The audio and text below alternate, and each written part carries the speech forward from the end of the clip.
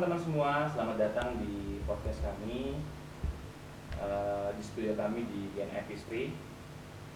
Di depan saya sudah ada dua narasumber hebat, perempuan-perempuan hebat. Ada Mbak Ayu, selamat datang Mbak Ayu. Mbak Ayu dari WCC Jombang, Women Crisis Center, Yayasan Harmoni. Dan ada Mbak Ading, selamat datang Mbak Ading di studio kami. Mbak Ading ini motor penggerak estetika, jadi satu komunitas yang konsen di kerja-kerja kesenian dan keaktoran, khususnya di Surabaya. Untuk podcast kali ini kita akan berbincang-bincang dengan dua narasumber hebat ini menyambut peringatan Hari Anti Kekerasan Terhadap Perempuan ya, AKTP, yang akan diperingati mulai dari tanggal 25 November sampai 10 Desember ya. Sekali lagi terima kasih memenuhi undangan kami. Mungkin kita masuk di topiknya ya, terkait dengan Hari Anti Kekerasan terhadap perempuan. Untuk Mbak Ayu sendiri, seberapa penting sih untuk hari ini diperingatkan, karena ini ternyata internasional ya perayaannya ya. Seberapa penting bagi Mbak Ayu Hari Anti Kekerasan terhadap perempuan diperingati? Iya, sebenarnya di Women Crisis Center Jombang itu setiap tahunnya kita memperingati 16 hari AKTP ini ya Kak. Karena kita juga bersama dengan Aliansi Inklusi Jombang gitu kan, yang terdiri dari beberapa organisasi di Kabupaten Jombang gitu. Setiap tahunnya memang selalu memperingati hari ini gitu kan. Kenapa penting gitu? Karena masyarakat juga perlu informasi terkait apa saja sih bentuk kekerasan terhadap perempuan itu gitu kan. Yang selama ini mungkin mereka tidak tahu bahwa apa yang mungkin dialaminya atau diperbuatnya adalah termasuk bentuk-bentuk kekerasan seksual gitu. Misalnya seperti catcalling yang dulunya itu mungkin itu dianggap wajar atau normal gitu kan. Tapi karena ada undang-undang tindak pidana kekerasan seksual yang disahkan tahun 2022 itu kan, di dalamnya juga ada macam-macam bentuk kekerasan, termasuk kekerasan catcalling tadi, verbal gitu kan. Jadi kita mengajak masyarakat untuk bisa mengetahui, kemudian peduli dan mendorong masyarakat untuk bisa melakukan pencegahan terkait kekerasan seksual ini. Seperti itu. Masih untuk Bu Ani. Jadi teman-teman semua, jadi kebetulan WCC ini salah satu yayasan di Jombang yang konsen pada pendampingan kekerasan terhadap perempuan atau kekerasan seksual berbasis gender. Nah mungkin bisa dijelaskan sedikit sejauh ini langkah-langkah konkret seperti apa aja sih yang sudah dilakukan WCC untuk baik menanggulangi, melakukan pencegahan terkait dengan kasus-kasus kekerasan perempuan. Jadi WCC itu sudah berdiri sejak 1998 gitu kan. Kami melakukan pencegahan maupun penanganan gitulah. Salah satunya adalah kita melakukan sosialisasi gitu kan ke sekolah-sekolah, ke masyarakat terkait bentuk-bentuk kekerasan seksual, dan mungkin bagaimana kemudian masyarakat bisa memberikan pendampingan gitu kepada korban-korban yang memang mereka mengalami kekerasan seksual gitu. Jadi mereka bisa melakukan rujukan kepada kami, kemudian kami berikan informasi terkait hak mereka sebagai korban gitu Kak. Dan di tahun ini gitu WCC Jombang dengan mungkin karena ini nasional ya yang mengadakan juga Komnas Perempuan juga seperti itu, kita akan mengangkat tema nih. Temanya adalah lindungi semua, penuhi hak korban, akhiri kekerasan terhadap perempuan. Jadi mungkin itu tema yang mungkin akan kita angkat nanti di peringatan 16 hari anti kekerasan terhadap perempuan ini. Seperti itu. Jadi kan kita ngobrol santai aja ya. Jadi kan masalah kekerasan terhadap perempuan ini sampai hari ini masih menjadi masalah yang sangat pelik untuk kita semua, dan semakin hari saya lihat semakin menggelisahkan bagi kita semua, dan semua saya kira baik perempuan maupun laki-laki pada situasi itu sangat-sangat rentang.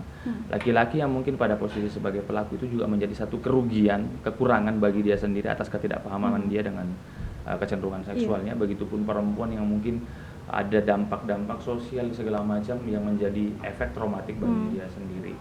Nah mungkin bisa dijelaskan sejauh pengalaman WCC sendiri, yang paling samar sebenarnya dan yang paling pelik yang sering terjadi di tengah-tengah masyarakat kita itu di lini-lini apa aja sih yang harusnya disadari.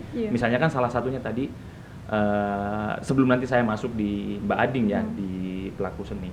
Misalnya dalam kehidupan sehari-hari ada catcalling misalnya, atau mungkin bahkan di dalam rumah itu sendiri, bahkan orang tua sendiri itu tidak memahami, atau bahkan perempuan yang biasanya seringkali jadi korban itu sendiri tidak memahami di mana letak mengidentifikasi hal-hal yang sangat potensial menyebabkan kekerasan seksual atau kekerasan terhadap perempuan. Iya, Mungkin itu yang bisa karena banyaknya orang yang menormalisasi ya kekerasan seksual, misalnya karena faktor yang kecil aja mereka sudah menormalkan orang-orang yang melakukan catcalling gitu kan. Akhirnya kan itu bisa kemudian meningkat menjadi kekerasan yang mungkin dia bisa memegang bagian tubuh yang mungkin tidak boleh dipegang, payudara atau apa, dan karena normalisasi itu yang membuat tingkat kekerasan seksual semakin tinggi gitu. Harusnya kita bisa mencegah di ranah yang mungkin belum sampai ke situ gitu. Jadi mengingatkan bahwa itu hal yang tidak wajar dan itu merugikan perempuan gitu kan. Dari cara kita mengingatkan itu orang-orang akan paham bahwa oh ini bentuk kekerasan seksual gitu kan. Dan selama ini juga yang disebutkan Kak Taufik tadi bahwa di ranah keluarga juga itu sering terjadi kekerasan seksual gitu kan. Bahkan kasus yang terjadi di WWC Jombang juga di tahun ini banyak sekali ayah tiri yang melakukan kekerasan seksual kepada anaknya gitu, dan itu sangat banyak sekali gitu. Bahkan di aduan kami itu setiap bulannya itu kurang lebih 8 aduan yang masuk ke kami gitu. Jadi kita harus mendampingi 8 korban gitu, dan mungkin ini masih di permukaan saja ya, karena kekerasan seksual juga kan seperti gunung es gitu kan, yang mungkin semakin dalam kita telusuri akan semakin banyak gitu. Makanya kemudian sosialisasi kampanye 16 hari AKTP ini mengajak masyarakat untuk bisa paham dan kemudian bisa speak up terhadap kekerasan yang terjadi gitu. Jadi semoga masyarakat bisa sadar, kemudian ada akses atau media yang mungkin bisa mereka melakukan rujukan atau pengaduan gitu, terutama bisa mengadu ke WCC Jombang sebagai lembaga pendamping perempuan korban kekerasan seksual seperti itu. Ya, sebelum kita lanjut lagi nanti, aku masih ada banyak pertanyaan buat Mbak Ayu. Aku beralih ke Mbak Ading. Nah, ini dengan perspektif yang berbeda ya, Mbak Ading selaku pelaku seni yang kita ketahui juga mungkin di laku-laku itu juga sangat rentan terjadi hal-hal yang seperti itu. Kebetulan Mbak Ading ini, kita kan pada akhirnya nanti akan memperingati ya, kita punya event, nanti kita akan bahas juga. Nah, Mbak Ading sendiri dari beberapa karyanya saya perhatikan juga banyak mengangkat isu-isu tentang perempuan, apalagi Mbak Ading sendiri juga seorang perempuan. Nah, mungkin ada semacam di balik merumuskan satu karya, atau mungkin diceritakan dulu sebenarnya dalam laku-laku kesenian itu potensi-potensi terjadinya kekerasan terhadap perempuan itu di wilayah mana aja? Oke, terima kasih ya Mas Taufik ya. Sebetulnya saya agak takut salah gitu ketika ngobrol di sini, karena memang pengalaman yang bisa saya bagi adalah pengalaman yang sangat subjektif dari kacamata saya sebagai pelaku seni. Nah, saya tidak tahu bagaimana konteks, bagaimana secara secara letter lux gitu, penetapan korban atau pelaku dan lain sebagainya, itu mungkin lebih pahamnya dari BCC ya. Tapi perempuan selalu menjadi pihak yang rentan dimanapun dia berada, karena ada banyak faktor ya, baik faktor biologis maupun faktor-faktor fisik, itu selalu jadi psikologis juga, hormonal dan lain sebagainya tuh selalu menjadi sumber, di mana sumber itu tidak melulu jelek sebetulnya, tapi sumber itu punya dua ketajaman gitu ya, yang ketika kita salah melihat, bukan salah ya, tapi kita bias dalam melihat dua ketajaman itu, maka kerentanan itu tadi mampu menggelincirkan kita pada sesuatu yang tidak menguntungkan perempuan terutama ya gitu. Yang pertama adalah kalau kita ngomongin secara fisiologis saja, hormonal tubuh, biologis dan sebagainya, perempuan itu punya banyak sekali privilege ya. Dia juga secara garis besar dia adalah makhluk yang bisa melahirkan, bisa punya anak. Terus kemudian dia juga punya modal-modal privilege tubuh yang secara garis besar itu dia lebih menarik ya. Ya walaupun banyak laki-laki yang menarik juga, tapi dalam sisi ini kita eksplorasi atas exposure atas fisiologis, biologis dan hormonal itu mempengaruhi sekali bagaimana laku-laku perempuan itu ada di sekitar kita gitu. Nah, hal-hal itu membuat memunculkan dua ketajaman tadi saya bilang, privilege sekaligus kerentanan itu sendiri. Bagi perempuan-perempuan yang masuk ke dalam dunia seni, pertama privilege yang paling bisa ditelusuri adalah bahwa dia mampu memiliki ketajaman passion ya. Dia kokoh passionnya atas satu hal gitu. Maka itu pun bisa jadi privilege, bisa jadi kerentanan. Di mana perempuan masuk ke dalam dunia seni banyak sekali stigma negatif. Benar. Ya kan? Padahal memiliki privilege bahwa dia tuh seorang perempuan yang dengan semua kapasitas tubuhnya ya, itu dia mampu punya passion yang sekuat itu harusnya kan jadi satu modal besar ya Mbak ya, jadi satu modal besar. Tapi di sisi lain ketika perempuannya sendiri, kita nggak ngomongin dulu bagaimana kancah sosial melihatnya ya, tapi ketika sang perempuan sendiri tidak mampu melihat atau bias melihat terhadap passionnya sendiri, jadi akhirnya kan kita harus sampai pada analisis yang juga sangat mendalam terkait dengan cara pandang perempuan itu sendiri memandang dirinya kan. Iya, benar. Mungkin kalau sederhananya aja gini sih ya Mbak ya, terutama dalam dunia kesenian kan saya kira juga teman-teman, terutama perempuan sebagai pelaku seni yang biasanya mengambil konsen misalnya sebagai aktor, teater dan segala macam, yang seringkali kan dibalik apa yang melekat pada tubuhnya itu sebenarnya adalah satu upaya untuk menggambarkan simbol-simbol tertentu atau pemaknaan tertentu. Tapi kan laki-laki yang menonton atau siapapun yang melihat itu seringkali melihat pada sisi yang berbeda misalnya. Nah mungkin hal-hal itu juga sering terjadi ya misalnya dalam. Nah mungkin gini Mbak Ading, padahal satu laku kesenian itu juga rentang. Pada akhirnya kan kita juga berpikiran bahwa salah satu cara untuk mengurangi atau bahkan menghilangkan itu atau mengkampanyekan hal yang sebaliknya kan juga melalui laku-laku kesenian. Betul. Nah mungkin itu yang perlu dijelaskan di balik Mbak Ading konsen pada yang sekarang yang dilakukan, strategi-strategi apa yang dimainkan dalam membatasi hal-hal itu terjadi. Sebetulnya kalau kita mau berbicara bagaimana kita mengurangi atau membentuk ruang aman terhadap perempuan, yang di situ pun perempuan mampu kalau dalam bahasa kerennya tuh vulnerable ya. Jadi dia mampu juga melibatkan kerentanannya untuk bukan sebagai suatu toksik ya, tapi sebagai suatu tawaran pula gitu, yang di situ juga jadi satu modal bagi dia maupun ruang lingkupnya untuk justru karena kita melihat kerentanan itu, maka kita akan mengerjakan itu sebagai bentuk yang tadi Mas Taufik bilang. Artinya mungkin, mohon maaf ya, misalnya artinya mungkin seberapa jauh perannya kesenian untuk melawan hal-hal itu terjadi. Nah, aku lanjutin bentar, dari menawarkan itu dulu terhadap pertama pasti kita mendeteksi ya kerentanan kita sebagai aktor katakanlah, atau sebagai pengkarya yang kita munculkan nantinya di atas panggung atau di layar kaca itu di dalam tim dulu gitu, untuk membentuk ruang amannya dalam satu pemahaman visi yang Bang Taufik tadi bilang simbol, karena itu yang akan kita jadikan product campaign. Ya kan, gitu. Bener. Itu yang akan kita jadikan produk campaign. Misal nih, gitu. Kebetulan kalau kita ngomongin, kalau Bang Taufik tanya ke saya bagaimana saya berlaku kesenian selama ini dan bagaimana saya mengkampanyekan itu, sebetulnya saya tuh lebih concern bagaimana perempuan mampu mengenali dirinya dan menjadi sekutu aktif dalam relasinya. Dia tidak dipasifkan oleh baik itu budaya, narasi besar, grand narasi atas bagaimana relasi bekerja.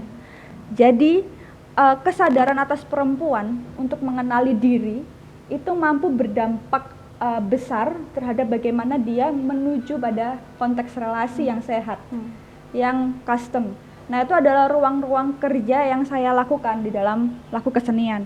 Nah, tanggal 1 itu ya di gelaran kita itu akan ada satu pagelaran monolog ya, itu yang di situ kalau kita ngomongin product campaign, sebetulnya campaign sesederhana perempuan mampu mengenali diri, kemudian dia mampu tidak terpeleset terhadap bagaimana dia melihat vulnerable-nya, kerentanannya dia, dan bagaimana privilege-nya dia sebagai perempuan untuk masuk ke dalam jenjang relasi. Nah, karena kalau kita ngomongin HKTP gitu, pertama kali salah satu faktor yang membuat perempuan itu gampang terpeleset terus jadi korban itu kan ada di ranah-ranah relasi ya Mbak ya. Itu baik relasi romance maupun relasi keluarga, pekerjaan sosial yang lebih besar gitu. Nah, sebelum menuju ke sana, relasi paling sederhana kan relasi kita terhadap diri kita sendiri, kemudian interpersonal dan kemudian intrapersonal gitu kan. Intrapersonal ini ada ruang-ruang di mana yang aku concernnya ada di romance gitu ya. Maka di nanti gelaran monolog pelaminan kosong namanya, bagaimana perempuan mampu melihat value-value dirinya sekaligus jadi lengkap ya, komprehensif dengan privilege dan kerentanannya dia, untuk dia mampu melihat itu sebagai modal dasarnya dia menuju pelaminan gitu, atau menuju relasi sebagai sekutu aktif, tidak lagi dipasifkan oleh, kan kalau kita ngomong dipasifkan nih gitu, kerentan. Nah, dipasifkan perempuan yang narasinya dipasifkan itu perempuan yang kalau kamu nggak nikah kamu perawan tua loh gitu. Maka aku akan menikah 25, aku akan menikah, atau aku akan menunggu dinikahi nggak apa-apa gitu. Tapi bagaimana kita mampu melihat itu sebagai satu upaya bahwa kita tidak sedang dipasifkan. Kita juga punya kehendak sebagai perempuan, kita juga punya inisiatif sebagai pelaku, partner aktif di situ. Bahwa kalau aku cinta, kita sudah siap dan lain sebagainya. Tidak melulu dikondisikan oleh narasi sosialnya dia untuk menunggu atau diam atau tidak melakukan apa-apa, hanya. Nah, dari situlah, dari bagaimana perempuan mampu menunjukkan bahwa dia mampu menjadi sekutu aktif dalam relasi, ada kesetaraan di situ. Dia mampu melindungi dirinya, mampu melindungi kerentanannya. Misal nih, aku udah umur 30 gitu, dan aku nggak mau menunggu. Kan biasanya kalau nggak ini gitu ya, tapi bukan cuma berhenti di mana aku tidak mau menunggu, tapi dia mampu memberikan proposal kenapa dia harus menikah di umur segitu gitu. Bukan proposal, bukan hanya dari lawannya saja, tapi atau dari narasi-narasi yang lebih besar gitu, tapi dia juga mampu merumuskan dirinya untuk membentuk proposal. Dan dari proposal-proposal itu kan kita bisa melihat ya bahwa perempuan itu berdaya mengungkapkan dirinya. What I need itu loh dengan relasi ini, what should I do dengan relasi ini gitu. Aku akan mengarah kemana ke relasi. Sesederhana pertama kali perempuan mampu melihat itu, maka dia mampu akan menjaga bentuk sehat. Harapannya tuh jadi cikal bakal membentuk relasi yang sehat dan custom begitu ya. Karena kalau kita ngomongin HKTP itu terjadi, kekerasan terhadap perempuan itu terjadi karena tidak ada konstruksi yang sehat di dalam relasi itu. Tidak ada konstruksi konsen yang sehat di dalam relasi itu. Gitu. Saya kira menarik penjelasan dari Mbak Adin, sangat konseptual akhirnya, terutama dari solusi-solusi yang sangat konseptual terkait dengan cara pandang perempuan itu sendiri, atau bahkan cara pandang relasi yang dibangun oleh perempuan. Nah, itu sebagai salah satu solusi. Nah, penting juga kita mendengarkan dari WCC sendiri. Mungkin ada beberapa langkah-langkah yang konkret yang bisa dilakukan untuk masyarakat, terutama pendengar podcast kita, secara penanganan yang kaitannya dengan hukum, atau langkah-langkah advokasi yang perlu diketahui masyarakat ketika mendapatkan potensi-potensi atau bahkan sudah sampai pada kejadian apa-apa yang perlu mereka lakukan, baik sebagai korban atau orang-orang dekatnya korban, atau lembaga-lembaga penegak hukum itu sendiri, atau bahkan dalam wilayah kebijakan perlu juga mungkin saya kira dijelaskan. Jadi mungkin tadi Mbak Ading bilang bahwa relasi yang sehat itu penting gitu kan ya, karena selama ini mungkin banyak sekali kasus gitu kan kekerasan seksual yang terjadi dalam lingkup relasi, misalnya kekerasan dalam pacaran gitu kan, itu kan relasinya kan terkait pasangan kan Kak, seperti itu.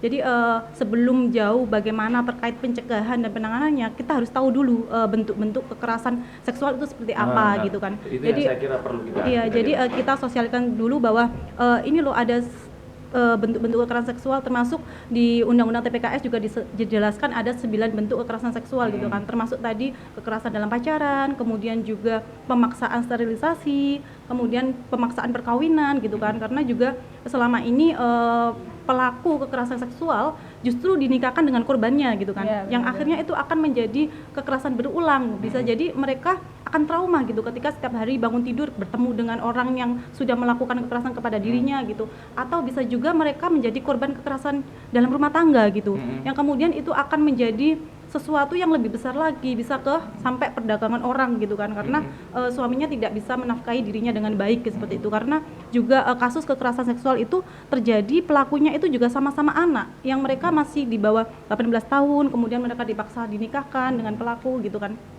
Nah, untuk tahu bahwa bentuk-bentuk kekerasan itu bermacam-macam sekali gitu, banyak sekali, dan misalnya pemaksaan sterilisasi atau apa namanya ini, pemaksaan kontrasepsi gitu kan, itu kan yang mungkin selama ini karena perempuan tadi dipasifkan atau dijadikan objek saja gitu kan, mereka tidak punya pilihan untuk berbicara bahwa aku tidak mau melakukan kontrasepsi atau sterilisasi gitu, itu kan tidak ada ruang-ruang perempuan untuk berbicara, dan mungkin tidak ada yang mengakomodir kebutuhan perempuan bahwa resiko-resiko terkait kontrasepsi atau sterilisasi itu kan terkait hak reproduksi itu kan banyak sekali, bisa jadi mereka tidak bisa mendapatkan keturunan lagi, atau bisa jadi mereka ingin mendapatkan keturunan kemudian suaminya tidak mau gitu. Jadi perempuan itu punya kerentanan mereka mendapatkan apa namanya kekerasan yang bentuknya adalah terkait hak reproduksinya gitu. Mereka tidak bisa menentukan kapan aku hamil, kapan aku harus hamil, bahkan di dalam rahim yang perempuan sendiri miliki itu juga terdapat kekerasan gitu, macam sterilisasi tadi gitu. Makanya selama ini kita mencoba mengadvokasi, misalnya mengajak petugas-petugas Puskesmas, PKPR untuk mereka paham bahwa pemaksaan sterilisasi dan kontrasepsi itu juga akan mengakibatkan dampak buruk terhadap kesehatan seksual reproduksi perempuan ketika perempuan sendiri tidak tahu dampak-dampaknya gitu kan. Akhirnya informasi itu juga harus disampaikan kepada perempuan agar dia tidak menjadi objek saja, dan mereka punya suara untuk memilih kontrasepsi yang baik untuk dirinya gitu kan. Jadi selama ini informasi terkait bentuk-bentuk kekerasan seksual kita kampanyekan, kemudian bagaimana kemudian kita mengajak tidak hanya aparat penegak hukum, tetapi kemudian layanan kesehatan seperti Puskesmas, tenaga pendidik gitu, bahkan kita mengajak komunitas-komunitas perempuan yang ada di desa untuk bisa paham terkait bentuk-bentuk kekerasan seksual, bagaimana kemudian menangani ketika ada kekerasan seksual yang terjadi pada perempuan di sekitarnya gitu. Jadi lewat beragam lapisan masyarakat kita coba untuk jangkau dan ajak untuk advokasi bersama gitu. Ya, jadi pada akhirnya gini ya, pada akhirnya masalah ini menjadi masalah kita bersama semua. Iya, benar yang sekali. harus kita selesaikan. Paling tidak kita punya satu upaya untuk mengkanter kemungkinan-kemungkinan yang sering terjadi. Nah, makanya saya kira penting kegiatan kita tanggal 1 Desember ini nanti. Jadi teman-teman semua dari Estatika, teman-teman reaktor dan bahkan WSSC pun sendiri akan turut andil berpartisipasi dalam kegiatan ini. Nah, mungkin itu yang perlu dijelaskan dulu, kita waktu kita sangat singkat. Mungkin perlu dijelaskan ke teman-teman peserta, teman-teman penonton kita bahwa tanggal 1 itu nanti kita akan dari Estatika sendiri, dari WSSC sendiri akan menawarkan satu produk seperti apa, karya seperti apa, untuk memperdalam lagi nantinya, intinya jadi untuk memperdalam isu-isu tadi, baik solusinya seperti apa, nanti harapannya pada kegiatan tanggal 1 Desember itu kita akan perdalam lagi ya, seperti itu. Nah, mungkin bisa dari Mbak Ading dulu, nanti apa yang akan dilakukan di tanggal 1 Desember itu. Iya, yang pasti tanggal 1 Desember ada gelaran pementasan teater monolog gitu, judulnya Pelaminan Kosong. Mungkin bagi teman-teman yang sedang galau atas dirinya, atas relasinya, mungkin bisa datang nonton dan kita berefleksi bareng lewat teater gitu aja sih. Nah, seberapa penting kegiatan ini harus dilakukan dan seberapa penting para khususnya masyarakat Surabaya ini untuk hadir di Penting, karena seperti yang kita bilang tadi bahwa narasi bahwa perempuan harus mengenali dirinya sendiri itu pertama harus terpaparkan lewat seni. Itu pentingnya karena biasanya ketika kita buka scroll gitu kan banyak FYP ya, what should women do gitu ya, itu terhadap relasi. Tapi bagaimana kita mendapatkan satu pengalaman yang lebih komprehensif lewat seni, itu bisa jadi pengalaman yang menarik buat teman-teman nontonnya. Gitu. Nah, mungkin dari WSSA sendiri, seberapa penting kegiatan kita nanti tanggal 1 Desember ini sebagai peringatan HKTP, Hari Anti Kekerasan Terhadap Seks Perempuan, dan apa yang akan dilakukan nanti teman-teman, supaya teman-teman akan menarik teman-teman datang ke sana? Kita mencoba mengajak masyarakat luas gitu untuk paham bahwa kekerasan seksual ini dekat sekali dengan kita. Siapapun bisa menjadi korban dan siapapun juga bisa menjadi pelaku gitu. Jadi nanti akan diperdalam lagi ya, nanti diskusi kita ini akan diperdalam. Jadi itu teman-teman ya, jadi bahkan tadi sudah disebutkan bahwa solusi-solusinya seperti apa, langkah-langkah hukumnya seperti apa akan diedukasikan, disampaikan di tanggal 1 itu. Saya kira demikian ya, kita cukupkan supaya nanti teman-teman juga tertarik karena kita akan dalam lagi tanggal 1 ya, dan mereka kalau bisa harapan kita semua datang turut berpartisipasi karena ini menjadi masalah kita bersama. Saya kira demikian teman-teman semua, terima kasih sudah membersamai, terima kasih Mbak Ading, terima kasih Mbak Ayu sudah bersedia datang di studio kami. Sekali lagi mengingatkan, jadi tanggal 1 Desember nanti akan ada perayaan 16 Hari Anti Kekerasan terhadap Perempuan, mengangkat tema Perempuan Bersuara. Iya benar sekali. Silahkan datang, dan informasi lebih lanjut tolong follow IG dari Gen Epistri, YouTube-nya Gen Epistri, ada WSSC juga, WSSC Jombang, dan ada Estatika. Betul. Yang tertera di bawah ini ya. Terima kasih. Terima kasih. Bye.